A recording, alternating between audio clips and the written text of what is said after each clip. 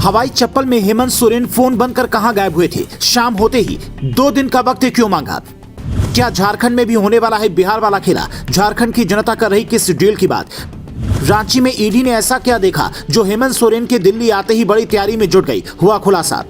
इन 3 सवालों का जवाब झारखंड ही नहीं बल्कि पूरे देश की जनता जानना चाहती है, जिसे जानने के लिए 24 घंटे में सोरेन के साथ साथ क्या क्या हुआ इसे जानना होगा। कई लोग ये भी सवाल पूछ रहे हैं कि जब 10वें समन में हेमंत सोरेन को पेश होने के लिए 31 जनवरी तक का वक्त ईडी ने दिया था, तो दिल्ली आते ही वो गिरफ्तारी की तैयारी में क्यों जुट गई थी? माहौल देखकर आशंका गिरफ्तारी या फिर हिरासत की ही लग रही थी। झारखंड के स्थानीय पत्रकार कहते हैं 20 जनवरी को जब ईडी ने रांची में सीएम आवास पर पहुंचकर हेमंत सोरेन से पूछताछ की तो अधिकारियों के चेहरे का भाव बता रहा था कि वो सुरक्षित महसूस नहीं कर रहे थे। पूरी सुरक्षा व्यवस्था में 900 पुलिसकर्मी लगाए गए थे। सैकड़ों पुलिसकर्मी ईडी के अधिकारियों को छोड़ने के लिए गए थे। बाहर सोरेन की पार्टी के कार्यकर्ता सुबह से रात तक नजर गड़ाए हुए थे। ऐसे में रांची में गिरफ्तारी पर बवाल बढ़ सकता था। शायद इसीलिए ईडी ने दिल्ली वाली जगह को मुफीद समझा।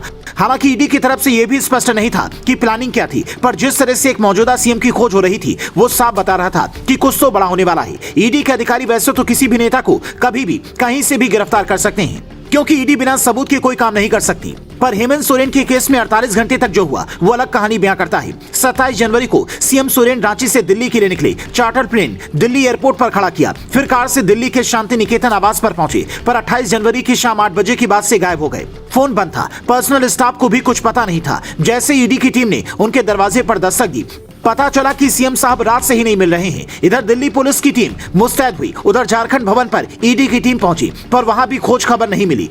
बाबूलाल मरांडी कहने लगे कि हेमंत सोरेन हवाई चप्पल में भागे हैं। राज्यपाल ने कहा कि कानून व्यवस्था ठीक नहीं है। मुख्य सचिव ने बैठक बुलाकर कई जगहों की सुरक्षा बढ़वाई। तभी 29 जनवरी की शाम खबर आई कि मुख्यमंत्री कार्यालय ने ईमेल भेजकर कहा है कि 31 जनवरी को सीएम सोरेन अपने आवास पर ईडी के सामने पेश होंगे। ऐसे में कई लोग ये पूछ रहे हैं कि आखिर 2 दिन का वक्त हेमंत सोरेन ने क्यों मांगा? तो इसका जवाब 2 तरह के बयान से मिलता है। जब सोरेन दिल्ली आए तो 2 तरह की चर्चाएं थी।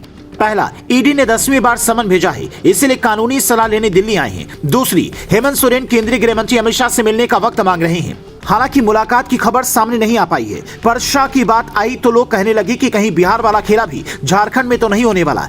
ईडी पर ऐसे आरोप लगते रहे हैं कि जो भी नेता बीजेपी में आ जाता है उसकी फाइल बंद हो जाती है, और इसमें सबसे बड़ा नाम तो महाराष्ट्र के नेता छगन भुजबल का रहा है, जिनके पाला बदलते ही कोर्ट में ईडी ने यह कह दिया था कि हमें इनकी फाइल ही नहीं मिल रही है। तो क्या सोरेन भी किसी प्लान बी पर काम कर रहे हैं? उनके बयान से तो ऐसा नहीं लगता, क्योंकि हर बार नोटिस के बाद उन्होंने यही कहा कि झुकूंगा नहीं बल्कि लड़ूंगा। हालांकि नीतीश की तरह वो पहले बीजेपी के साथ रहे हैं, इसलिए लोग ऐसे कयास लगा रहे हैं। पर बीजेपी किसी भी ऐसे नेता को पार्टी में क्यों लेगी जिसकी छवि दागदार हो? ये भी बड़ा सवाल है।